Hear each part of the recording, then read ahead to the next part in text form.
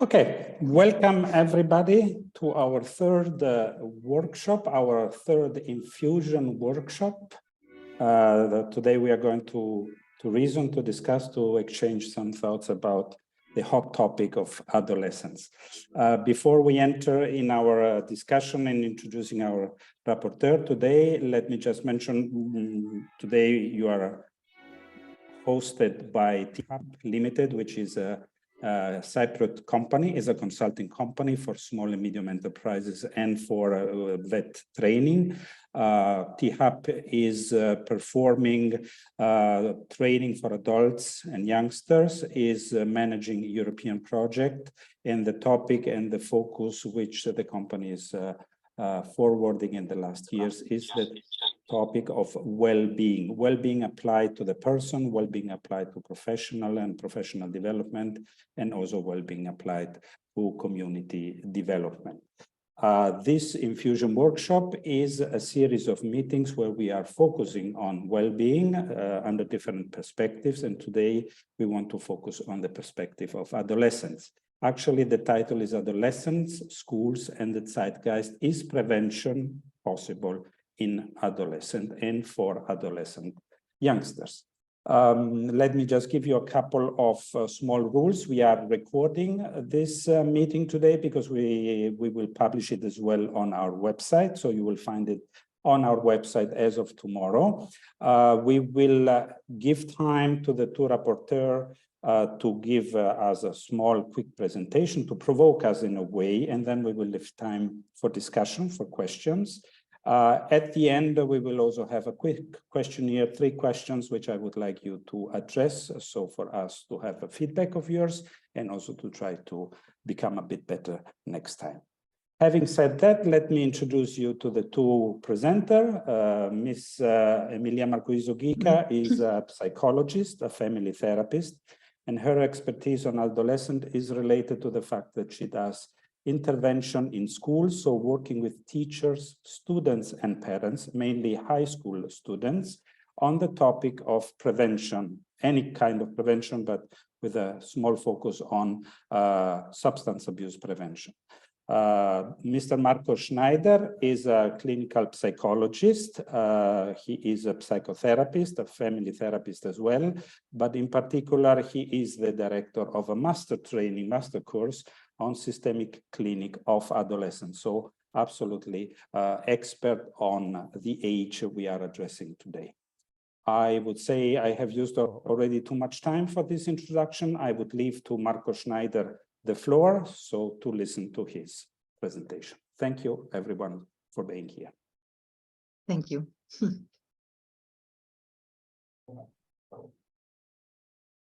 All right. Am I starting?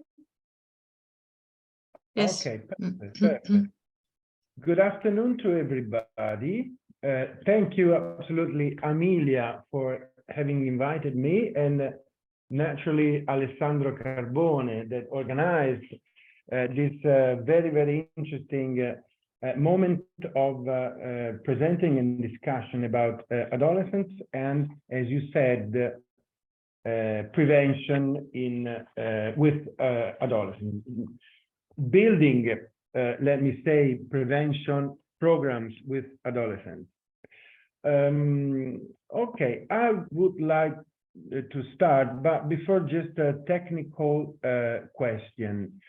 I'm not hearing so good, and I'm excusing myself for my English. So that means I will try to speak as loud as I can, and it could be I will have some problem in listening to the questions.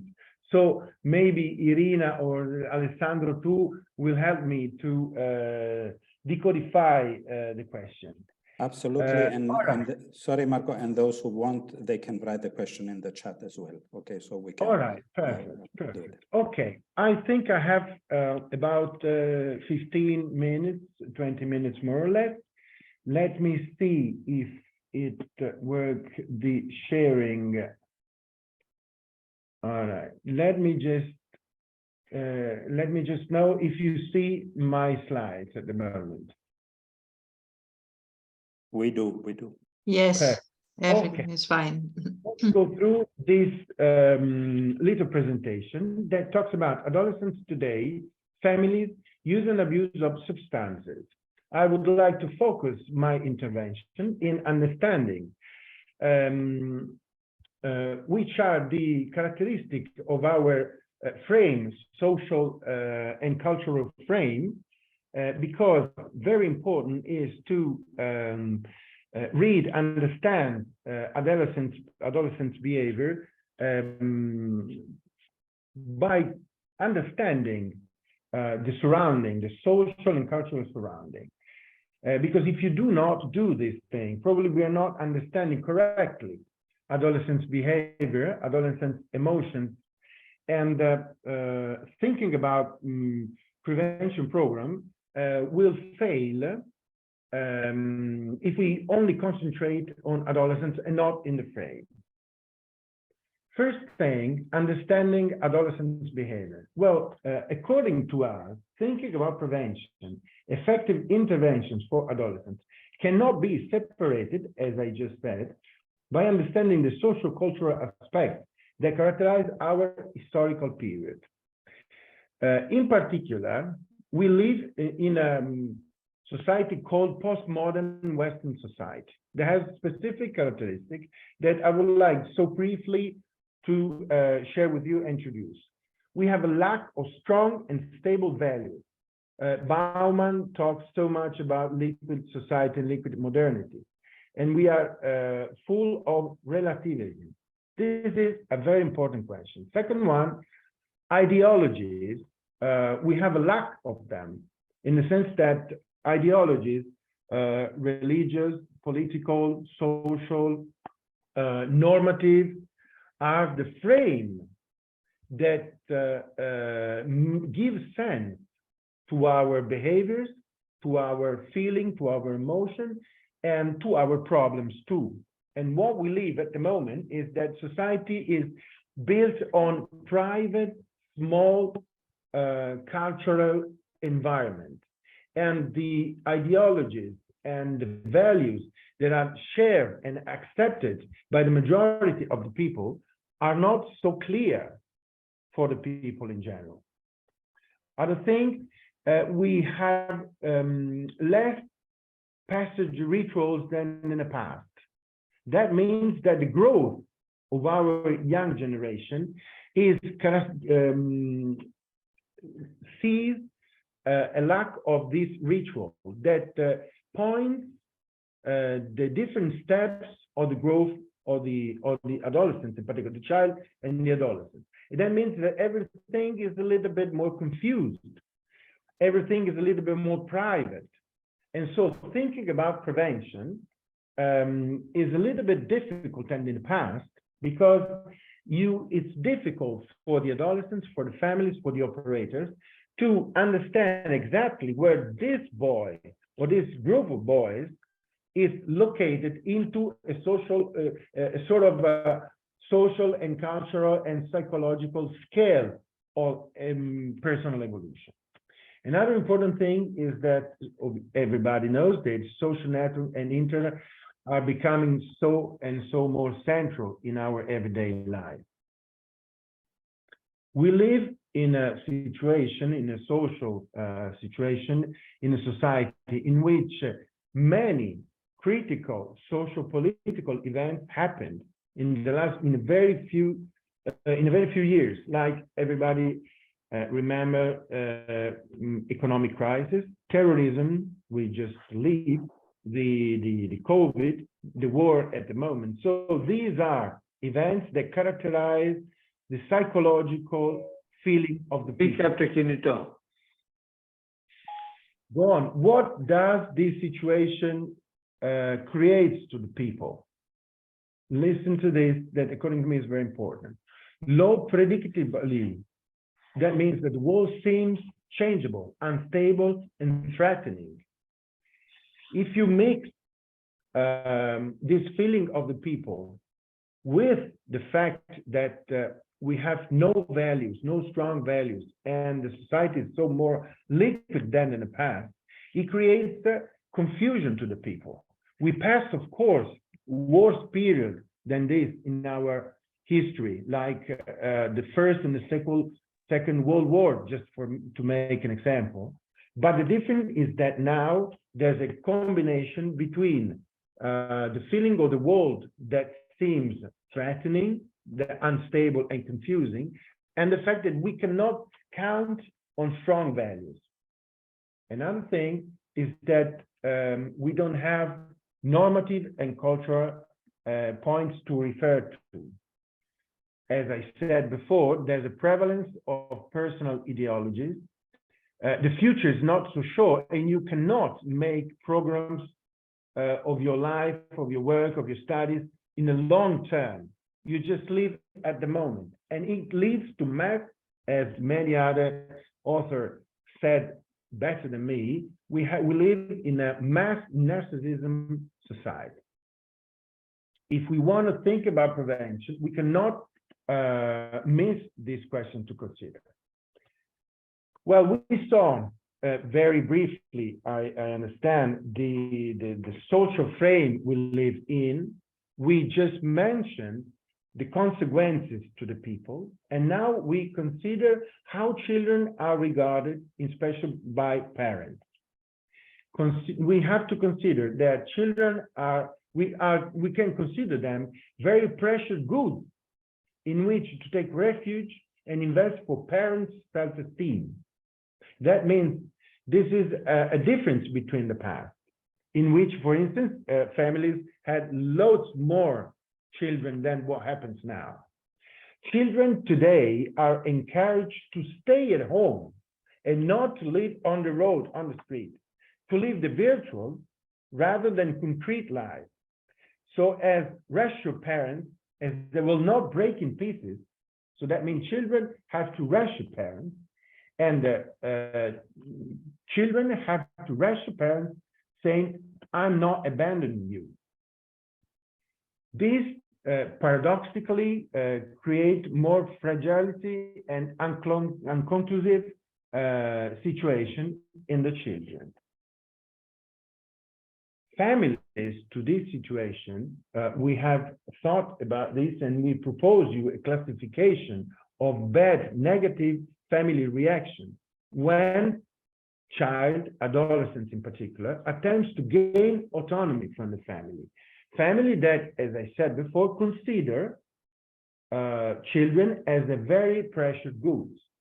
What happens, and we must consider this when we think about prevention programs, we have a situation of repression. That means the children attempts to gain more autonomy are actively and frontally opposed by repressive action like blaming, disqualification, expulsion, condemnation by the parents. The aim is to prevent adolescents from acting behaviors of autonomy and adopting attitudes of rebellion against family values. That means the message is, you, my son, you cannot gain autonomy and you cannot contrast my values and the way I organize the life. Second thing, seduction. These are extreme points, but very clear. Parents may engage in seductive behavior, aiming and indirectly discourage their children's achievement to autonomy by proposing comforts, not condemning or expulsion, but proposing comforts, eases and vibes that make family life particularly comfortable for the children. So they don't feel they need autonomy because they have everything they need in families. What happens to adolescents and to child in this situation? Social, political, psychological situation. And how do they react to the fact that the family contrasts in a frontal or undirected way the gain of autonomy that they can rise in self? They can show externalizing behaviors. That means they react frontally, like for instance, using psychoactive substances. They can behave with dangerous driving, for instance, or let me see if it works, aggressive behavior, deviance or criminality, sensation seeking, aggressiveness and violence, and so on. That means they react strongly to the aim of the families, the parents, to make them continue being dependent from them. Or on the other side, if it works, they can show internalizing behaviors. That means, as everybody probably knows, with social withdrawal and social isolation, feeling of anxiety, self-harming, eating disorders, etc. That means aggressiveness is direct into themselves. These are the extreme externalizing and internalizing behaviors.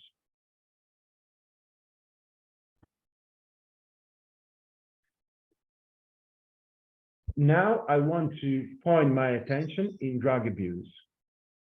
That is the aim of my speech. Everybody knows probably, and the researchers confirm this, that drug abuse by the adolescent is a growing phenomenon. And this situation leads to important repercussions on family dynamics. We have to consider that into a relational, systemic point of view and perspective, using drugs is a sort of a message that adolescents send to the adults.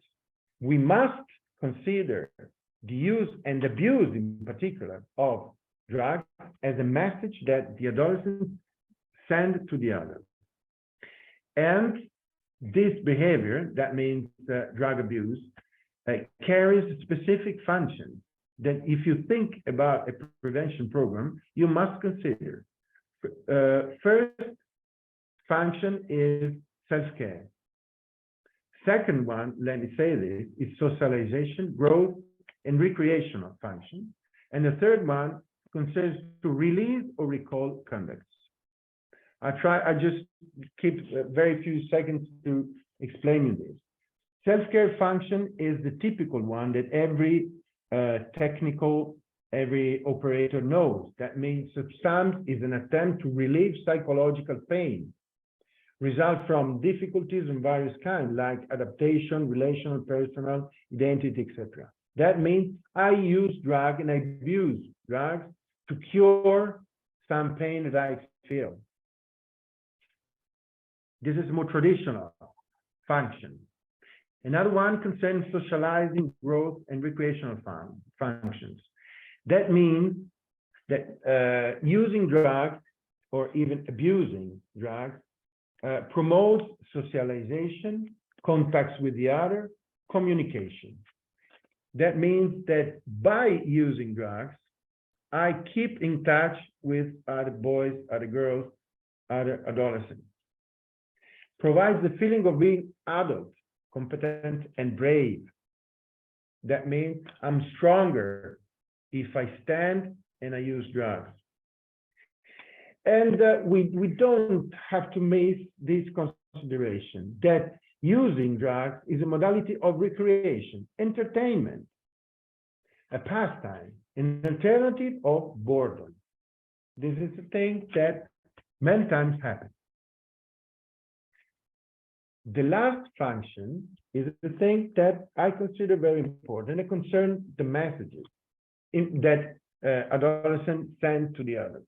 In particular, because use of substance includes a communicative component addressed to the family, we have message about release from dependency and the family dynamics. That means when I use drugs, substances, I feel less lovable. And I want to give the message to my parents, to my family, to the society, that I want to be independent. Because using drugs, I'm less in touch with the request of the society. That means it's more difficult for others to catch me when I'm drunk, when I'm stoned, etc. Or on the other side, we have function of recall of significant persons. And we identified three kinds of recall. The first one is to draw attention to oneself. Second one is to beckon relatives centered outside into the family. That means to call back into the family some relative, some parent that has his eyes, her eyes outside the family. That means I create problems, and that forces one of my parents or two parents to look into the family. And the third one is to distract some family members from conflict with other family members. This is very, very important, these three functions, because when I imagine and when I organize a prevention intervention, I have to bear in mind the necessity to understand the meaning, the function for which adolescents use drugs. In a sense, that I say to an adolescent, please stop using drugs, but I don't understand why do they do this. I'm condemned to failure. Now, I just want to give you some little statistical data from a very big research in Italy that is called Health Behavior in School-Age Children. That is more or less the focus of our intervention today, our event today. This research is very new, it's brand new because it's 2022.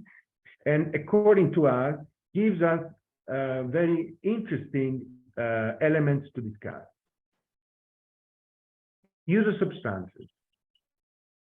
We see that girls smoke cigarettes more than boys.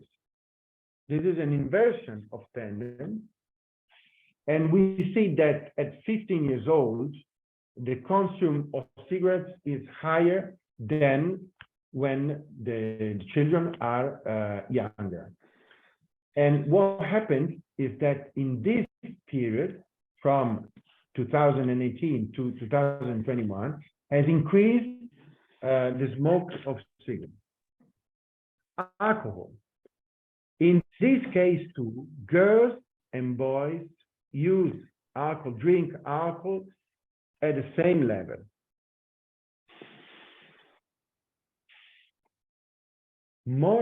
Consider that more than half of the adolescents had drunk alcohol in the days preceding the interview, between 50 and 60%. Just to notice that this research concerns self-report questionnaires, anonymous self-report questionnaires. So it's quite true.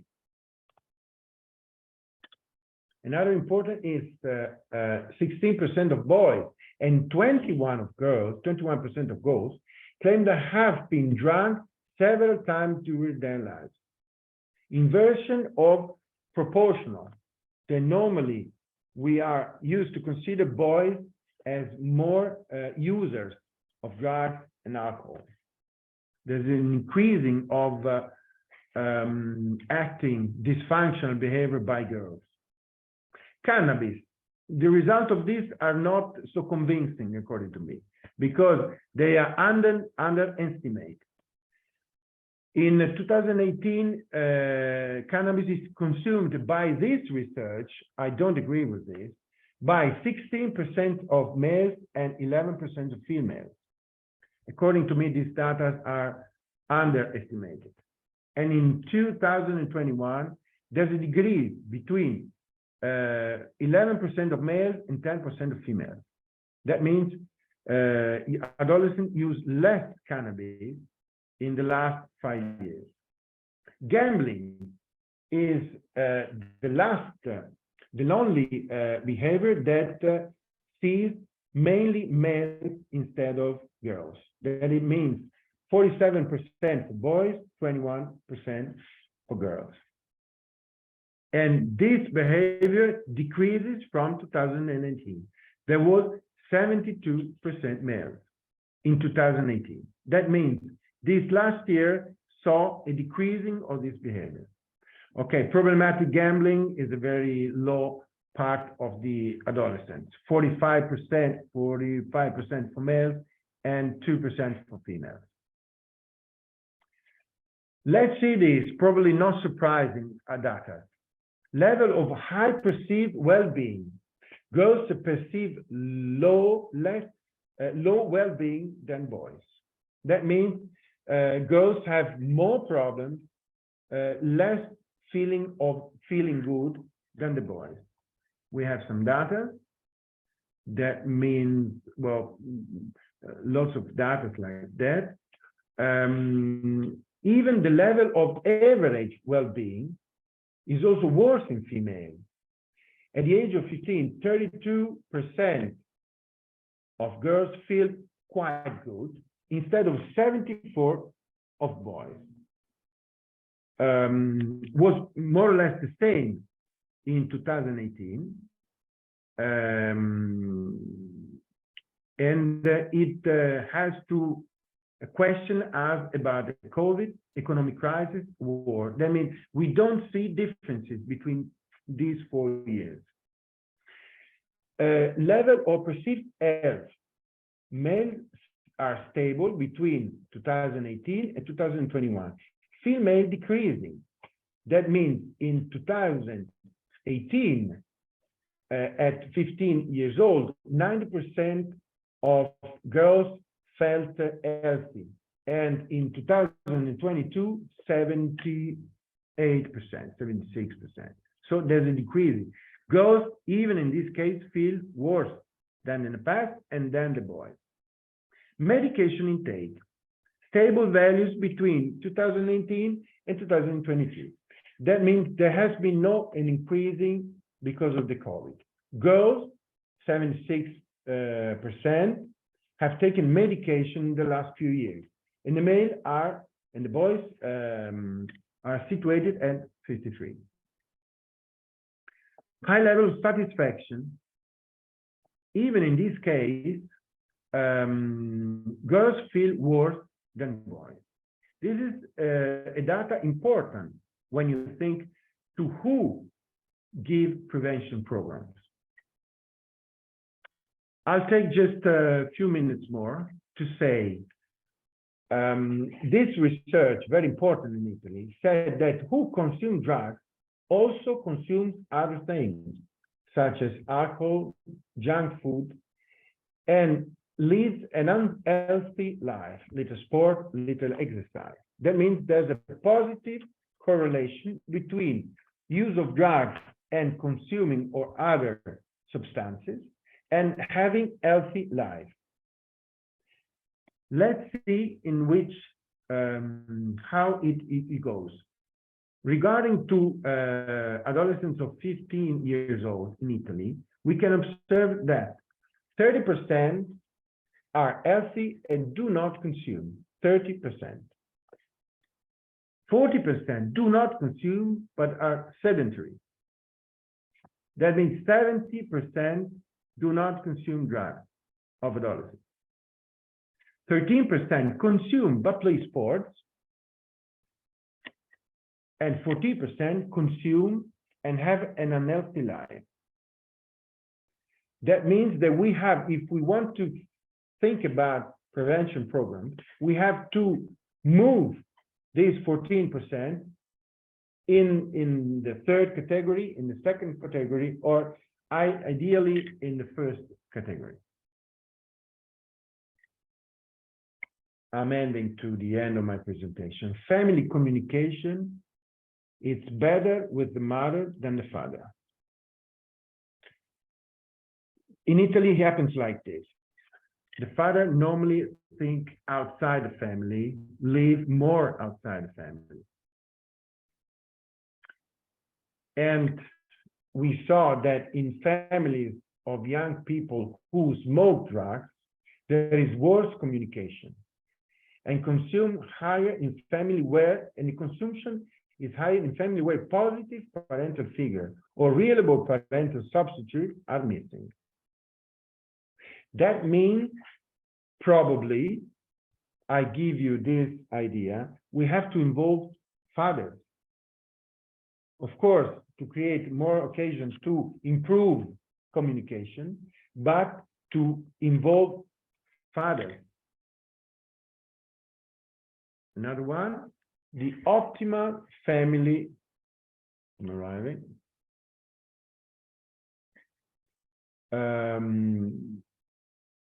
We have to lead to an optimal family situation as this research arrives in a conclusion.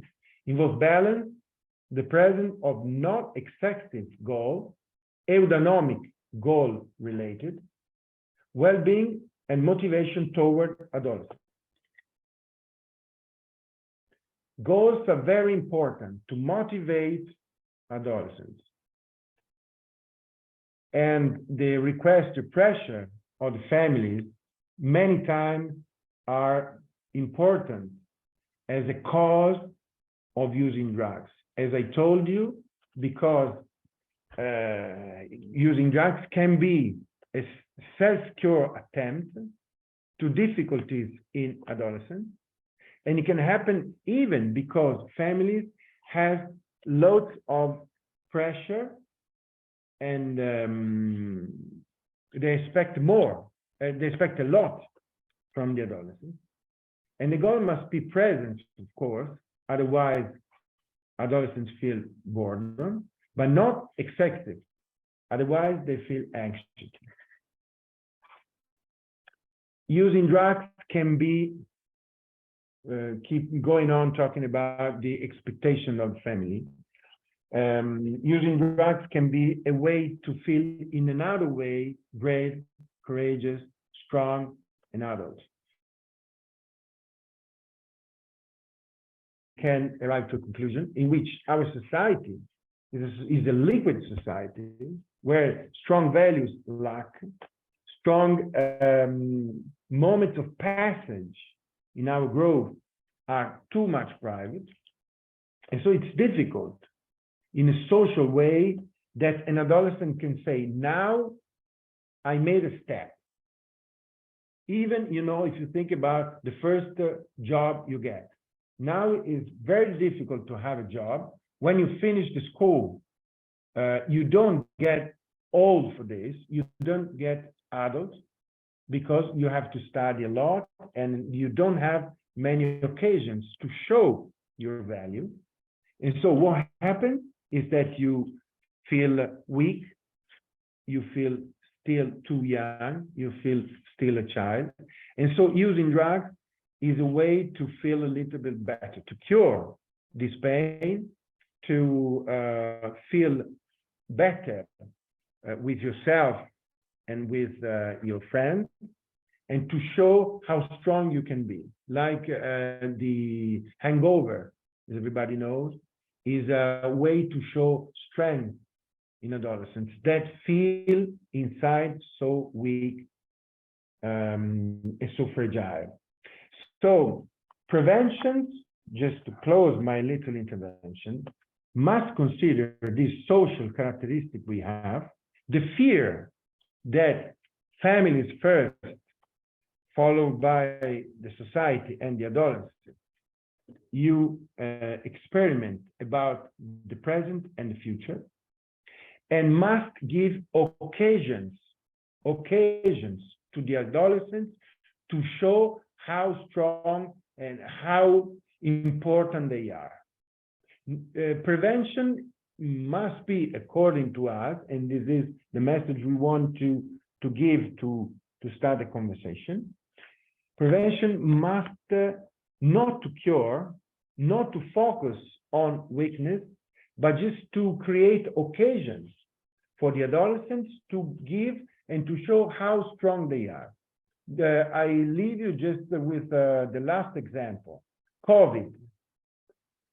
Here we are into an international situation, and this is interesting to know if it happens in other countries. In Italy, what happens is that during the first part of the COVID, adolescents accepted to stay at home, accepted to have healthy behavior and to follow the rules, because doing this meant they were important for their relatives' life.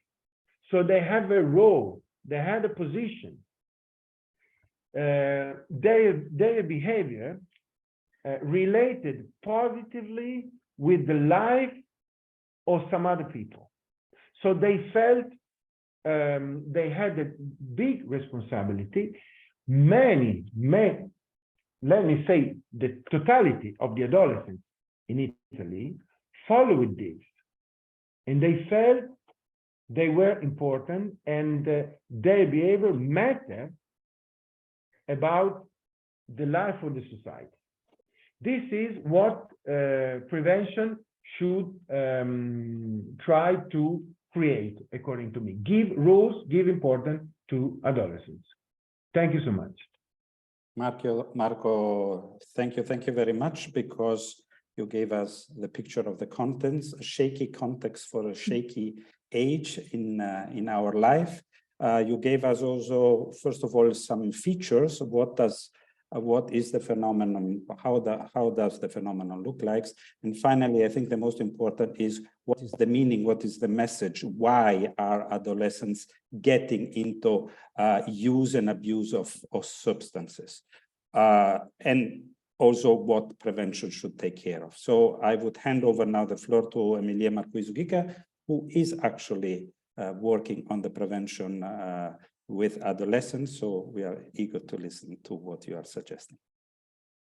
Thank you very much for this chance to talk about my 18-year experience in schools and with teachers and parents for the adolescents in the prevention against drug abuse.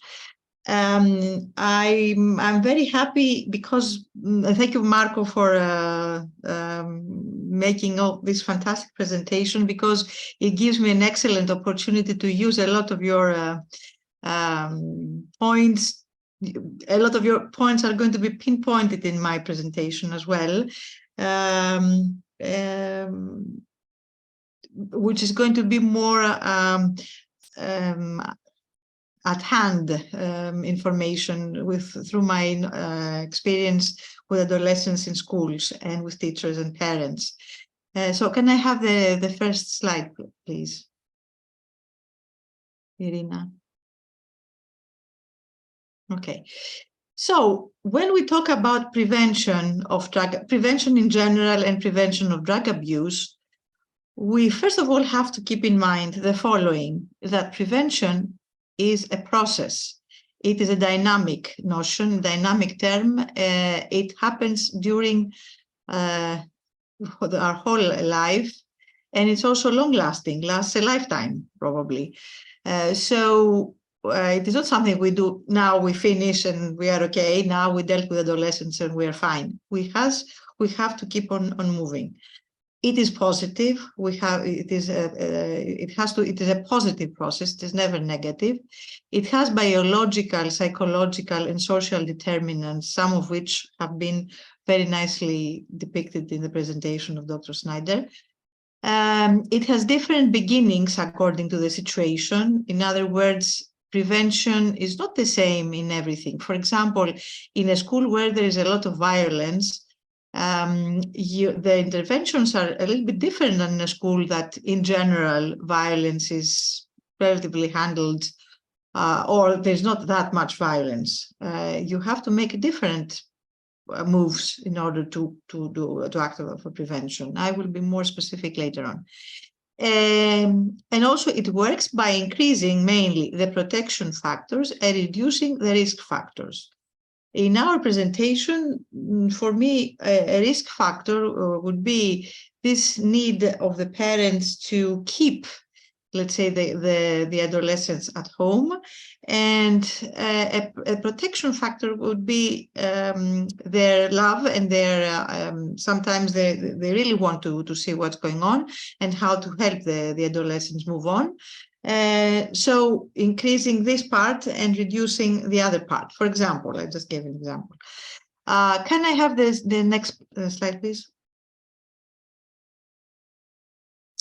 So is it possible with adolescence prevention, possible with teachers and possible with parents?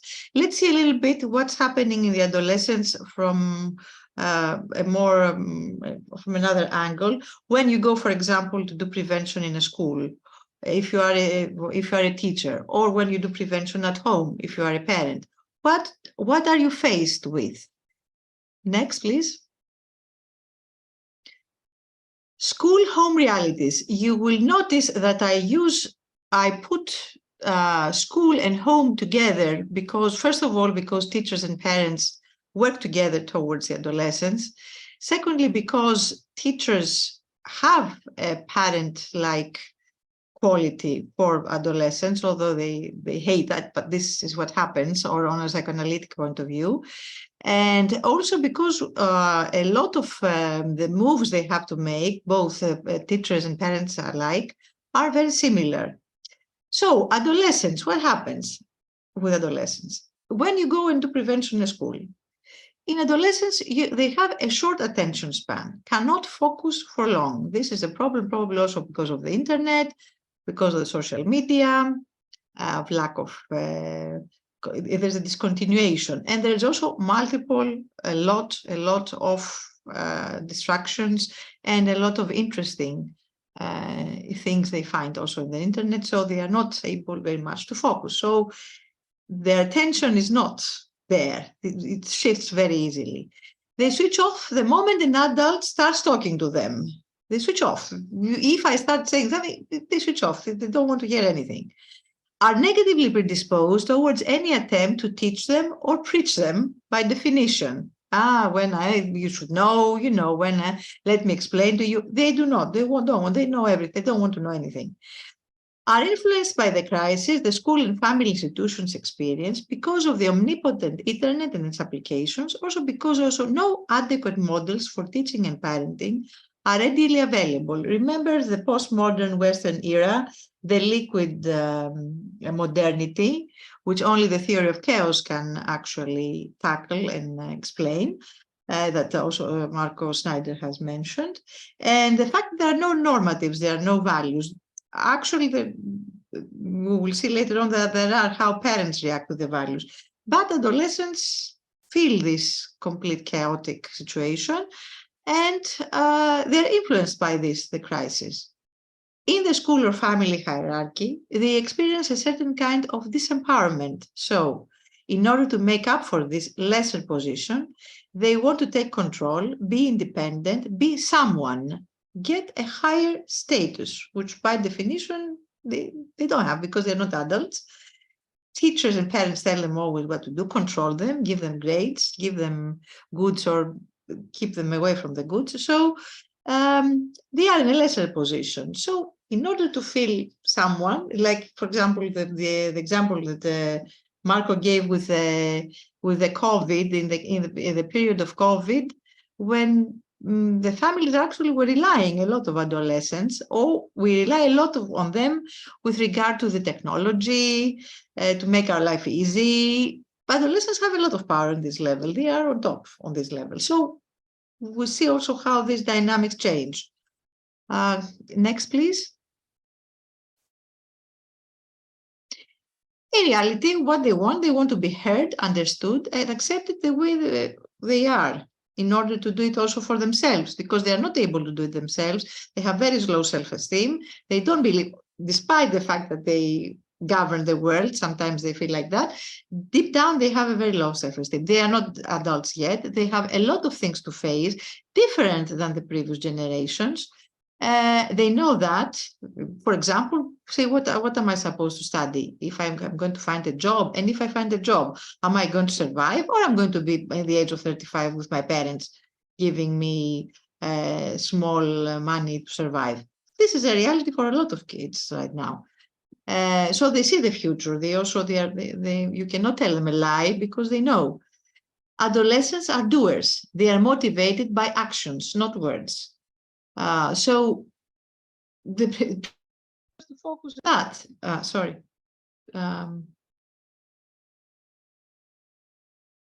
Here I am. Prevention has to focus on action rather than on talking. The way the school system and the family approaches them is perceived and is a lot of times old-fashioned. This doesn't relate to the way they learn and the way they are right now. Next, please. So the teachers and the parents now, where they stand, they follow the rules of the role determined by past generations and social realities. So they have a role they follow, they feel they have to follow, without questioning it or without knowing what else to do, not standing also not knowing. So they tend to move on to the well-known schemes of behavior and thinking, whereas now it is a completely different way. But this is what they normally do. Sorry for this, I have a problem with the camera, but I fix it. Are required by the social system to act according to these roles, although they may not have any effect anymore. It is not only the parents and the teachers, it's the environment also they live in, the social environment, which expects them to act in a specific way, the school system on the one hand, and the social system on the other hand. Do you leave your child to move? It's better to keep the child at home. Don't leave him to go by bike to play the tennis, for example, because then something might happen to him or her in the street. So we keep them, yes. Very often feel inadequate, old, outperformed, or not respected.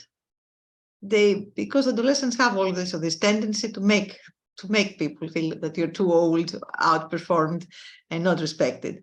But the point is that they do feel as well, teachers and parents, as if their identity is determined by what the adolescents show them, push them to feel. Although most of them have a very strong motivation to reach out to the adolescent, to understand them, find a way to communicate them, show their love and care, they end up feeling frustrated, angry, or useless. They react then by exerting pressure in order to manage to control the adolescent, because normally the important thing, as we say, is that don't try to control the adolescents, try not to be controlled by them, because this is the main thing. The easy thing is to be controlled while you think that you want to control. So the issue of control is around both in the schools and at home, whereas there is a completely different, the reality is very different. Also keeping in mind what Dr. Schneider mentioned about adolescents and how they move about drug abuse and other risky behaviors. And also teachers and parents are not adolescents anymore. This is important. They have forgotten and they are not. Sometimes they act as adolescents, but they are not anymore. Next, please. So what can you do? What can we do?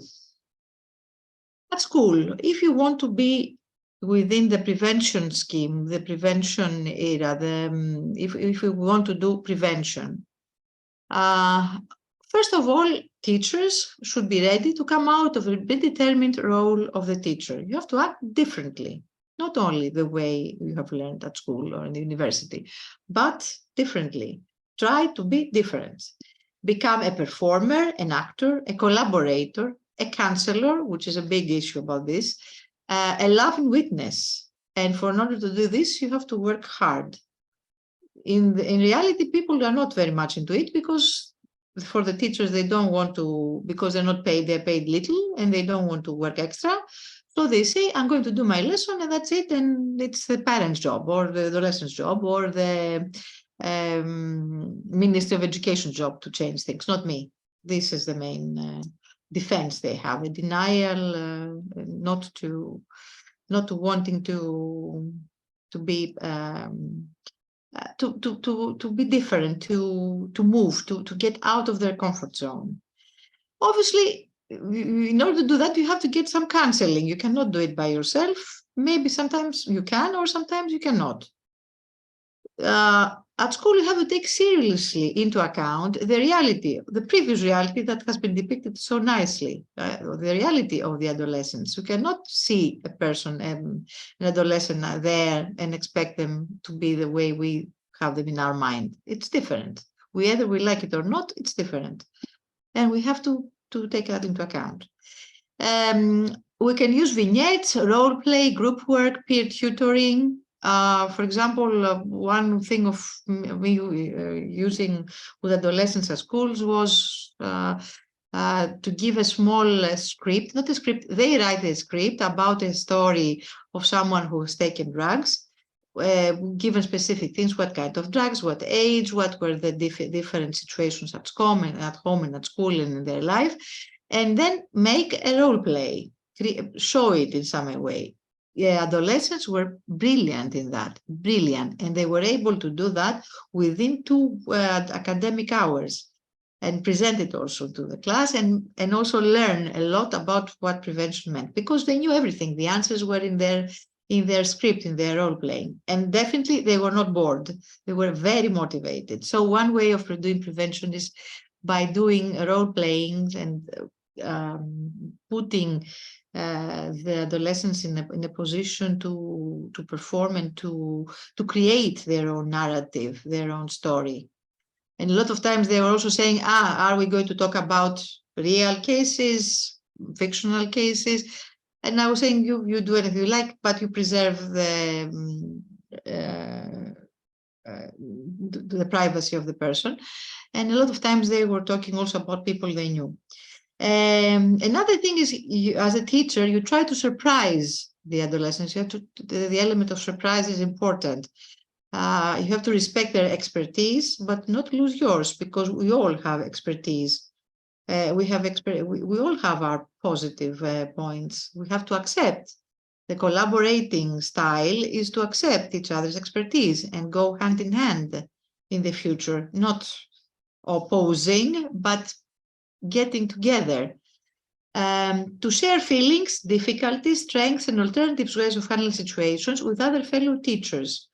This idea of sharing and opening up also, because, you know, teachers tend to be very secluded, very closed in their class with their students, and nobody knows what they're doing, basically.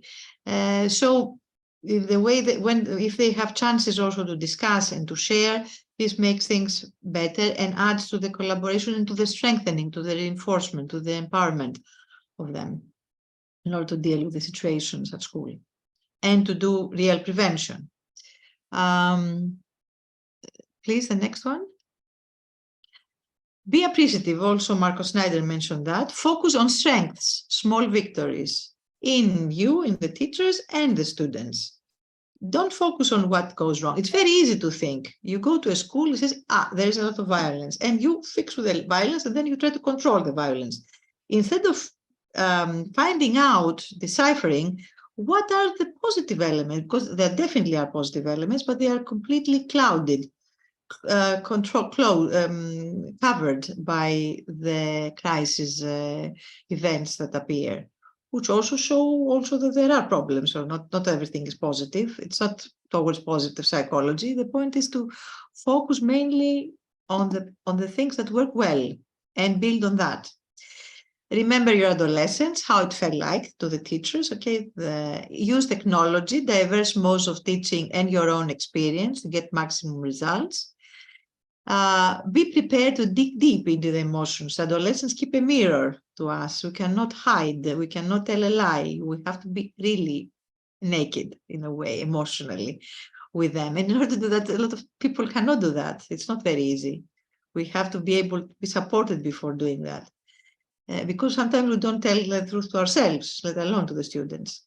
Let alone that the role does not expect us to be open. Because you see, the social environment again plays a role. We have to make our students perform, not conform. And we have to be prevention model ourselves. This is the main thing. Don't forget that prevention is everything, is breathing, is walking, is dressing, is preparing, is everything. How we are is prevention. Next, please.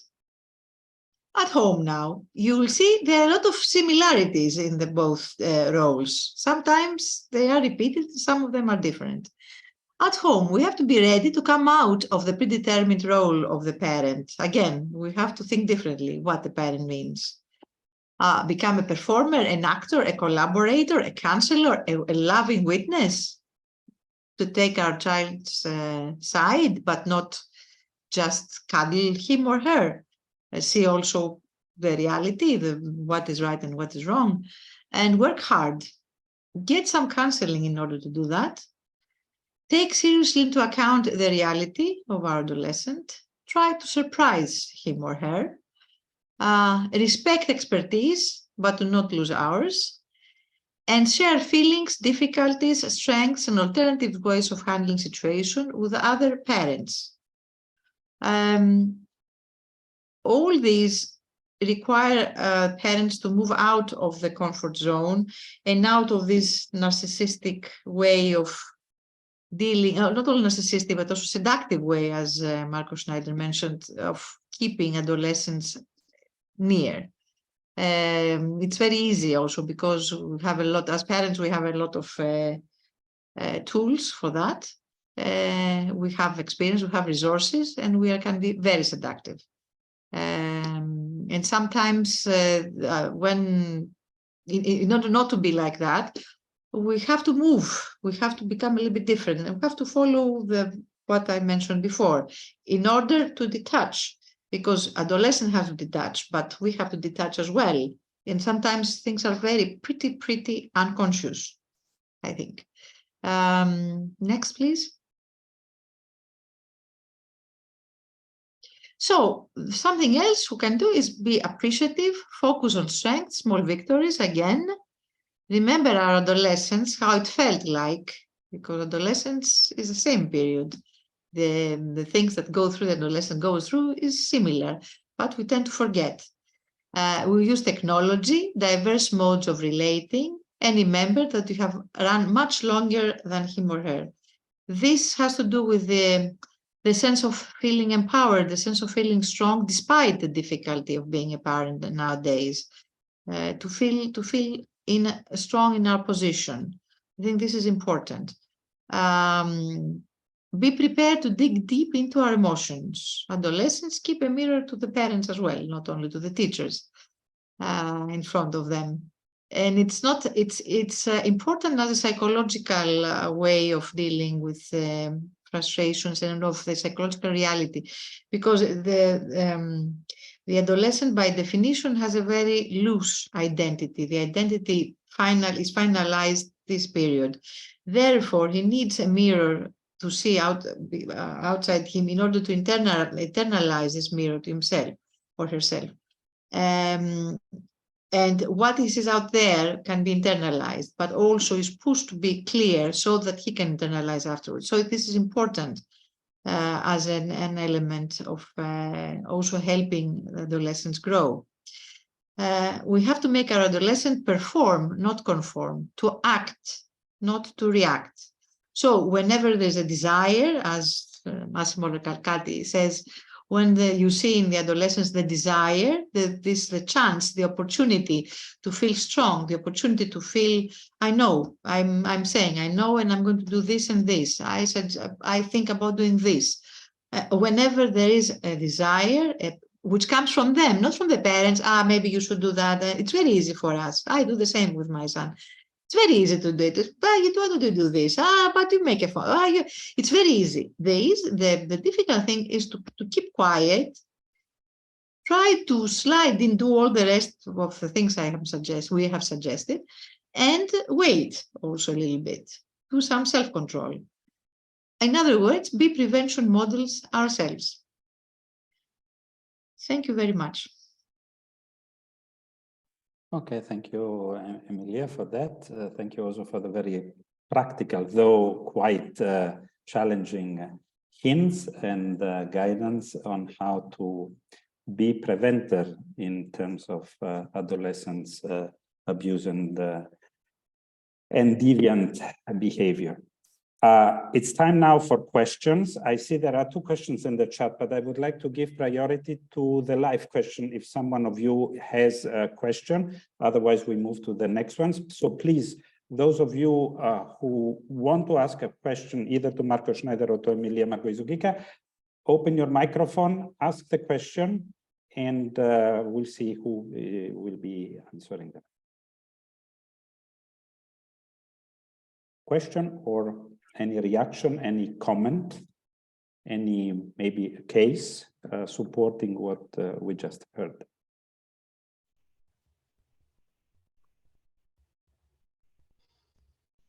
Elena Romanini, please. Yes, it's a question to Aimilia. In my opinion, it's really very, very important what she said regarding, let's say, the suggestion not to conform, but let's say to perform.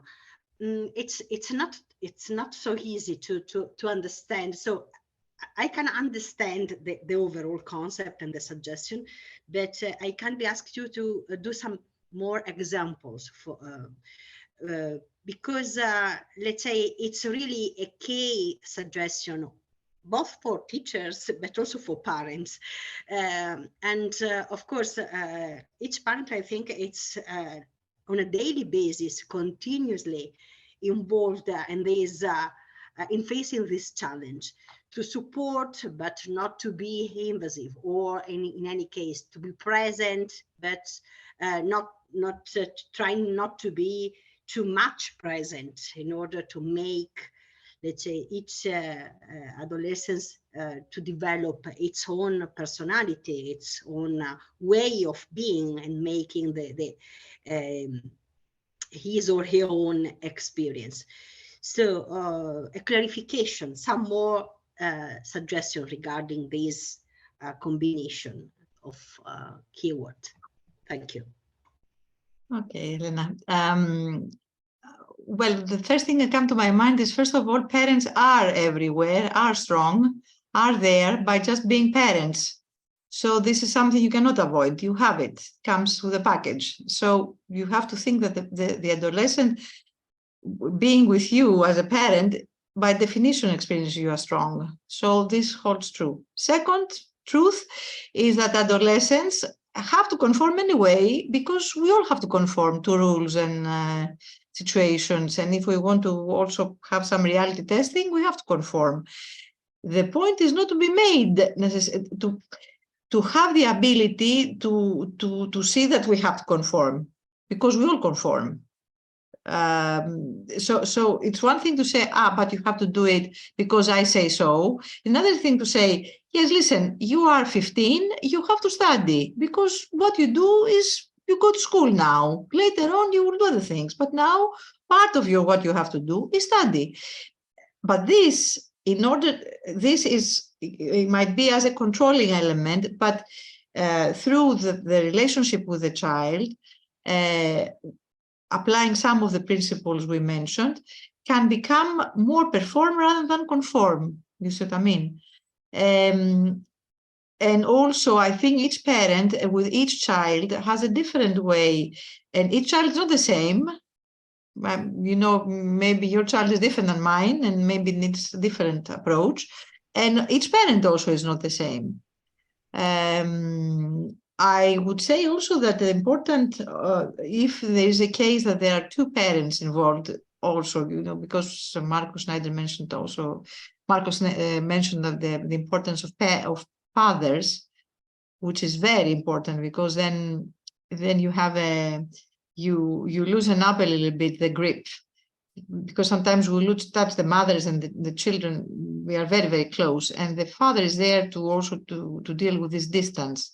And when the parents act as a unit, it's easier to make this balance, because also the father brings another way of seeing the world, and the mother brings another way of seeing the world. Both are legitimate. And by being used together, you can find better the right balance you're asking about. I don't know if I have answered your question. Yes, okay. thank you. Yes. Sorry, I have a problem with the webcam. I cannot. Okay. I'm No not worry. able to take it. Is worry. there other question we want to go live? Anybody else would like to ask a question either to Marco Schneider or to Aimilia Markouizou Gkika?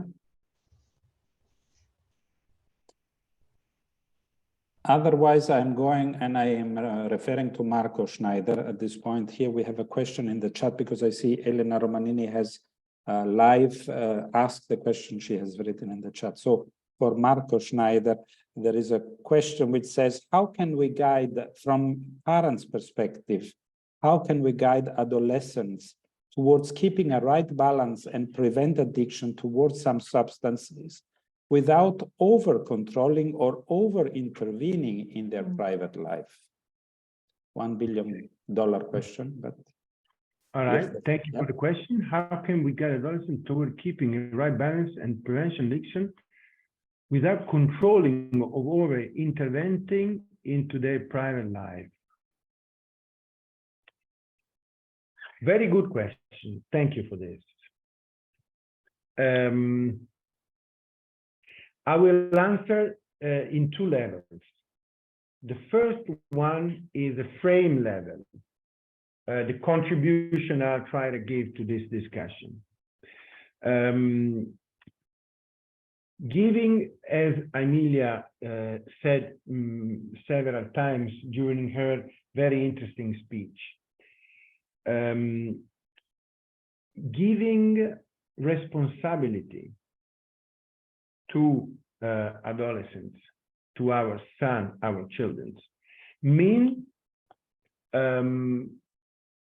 trust. Mm-hmm. If you give responsibility, you don't need to over control.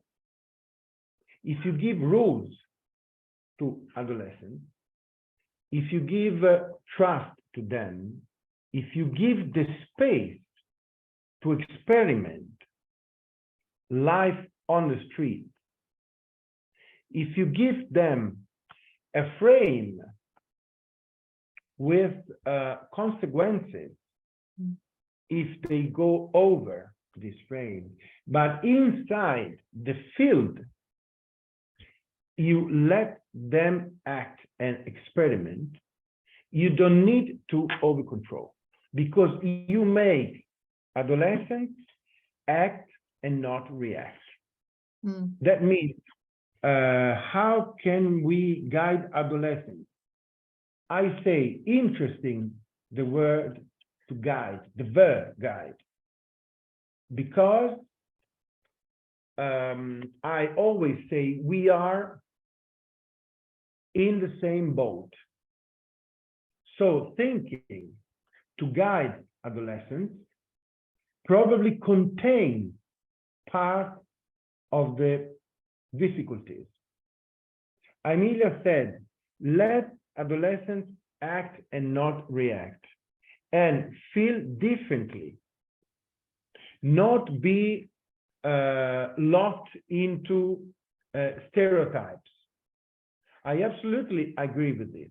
So what I tried to say, answering this very important question, is we don't need to get into their private life, if I well understand the question, and to prevent drug use and abuse. The important is to give importance to the adolescent, and to give something to the adolescent they feel they can lose if they lose themselves into drugs. This is acting and not reacting. So it's a change of perspective in some way. Because if I stay into a perspective, and I thank you, the question, the person that posed this question, if I stay into the same perspective that is guiding an adolescent and controlling or over-controlling, I sustain problems and behaviors. So that means in the 80s, just for instance, this is a research we made last year about parental attitude we saw a very big difference between parental style in the 80s, 70s, 80s, and what happens now, concerning to what parents ask and how do they act with the adolescents. In particular, in the 80s, let me say in the 80s, just to identify a period, what happened is that parents say, I want the frame, I want you to study, I want to come back home at 7 o'clock p.m. And if you come back safe, that is important. I don't want to, or I'm not as much as interested as I am today about what you felt when you were outside, what you did when you were outside. Important is that you come back safe.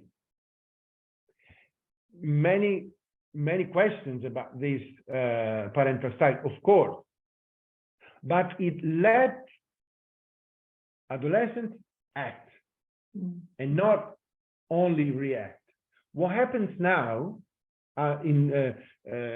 concerning to private life, adolescents' private life, is that parental style concerns to share emotional issues, emotional questions. We parents share a lot more than what our parents used to do with us about our feelings with our children. Many separated parents, just for example, ask the children if they can get in love with another person. Okay, so maximum exchange, maximum sharing of love, and maximum fusion of private lives. That means that the over-controlling of parents produces a reaction from the adolescents and not a reaction, and not an action. So I would like to answer to this important question in the first level, and I'm going to close my answer to this, change perspective. But second level, we have to clarify to our children, to our sons, that we must guarantee the frame. That means if you do something wrong, the question, if you do something dysfunctional for you, I will have to make an intervention because it is correct that the parent does this. So that means we cannot hide our responsibility in control, because adolescents ask us control. So don't miss to be controller for a certain way, but controller about the age, about the frame, and let the adolescent act into the frame. So this is a little answer of a very, very important and complex question about how to position ourselves as a parent between the feeling that the mainstream and the researchers confirm the importance of sharing emotions with children, but the levels must be respected. The hierarchic levels must be respected. In particular, not to teach, but to verify, to be a guard of the age. So children, adolescents in this condition can experiment, they can fail, and parents can act as Aimilia very perfectly told us about the approach, about being a counselor, about let them act and not react, about sharing emotion, but maintaining the rules and the position in a flexible way, but the flexibility does not mean, and Aimilia told us perfectly, to lose our characteristic as parents, as adults. Because in every historical period, adolescents need to have someone that says, from here you cannot pass. Because limits create thought. And thought is a protection factor from abusing drugs. We can't hear you. I realize that. Last question, I ask Aimilia, Markouizou, Gkika to answer with 1 minute, just mentioning something, and eventually I will put you, both of you, in contact with Snezana, who asks, are there any available online written toolkits, guides for teachers and parents on how to communicate with adolescents, to recognize common issues, ideas on which topics to make some prevention workshop in our schools? 1 minute answer if there is something or not, and then I will make sure that I put the three of you in contact. Well, there are some manuals and some programs. What I have in mind right now is actually, unfortunately, in Greek, but but a lot of things have been translated also by prevention manuals in the States also, and I can, if whoever is interested, I can make them available. There are obviously there is also a lot of exercises, books, different materials. The only thing is that having worked a lot of time in Greece, I have been using a lot of Greek materials, but I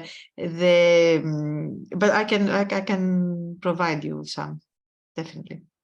Okay, I will facilitate with an email the contact among the three of you. Thank you. While Irina is going to open the, let's say, survey, okay, please answer in 25 seconds these 3 questions about this workshop. And I have the pleasure just quickly to introduce you to the next one, which will be on the 25th of May, about life competencies, the European framework for better lives in our uncertain world. And we will be guided in this topic by Arianna Sala, who is working in Brussels at the European Commission. So please address the 3 questions you will find. And send so that we can be sure that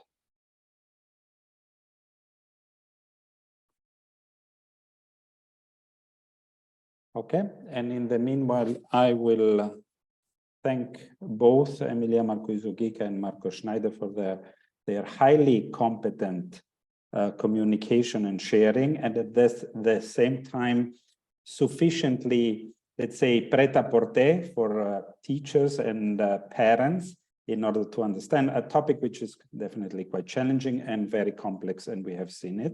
But everybody might take from what has been shared 1 or 2, 3 elements which might help their life as a professor, as a teacher, or as a parent to address the issue and prevent some less well-being situation of their children, students, sons and daughters. So thank you very much, everyone, for the long and patient participation, and see you next time for another similar topic. Thank you so much. Take care. Thank Bye. you. Thank you so Bye. much. Thank you. Thank so you. much. See you next Thank time. you. Bye-bye. Bye-bye. Thank you. Bye-bye.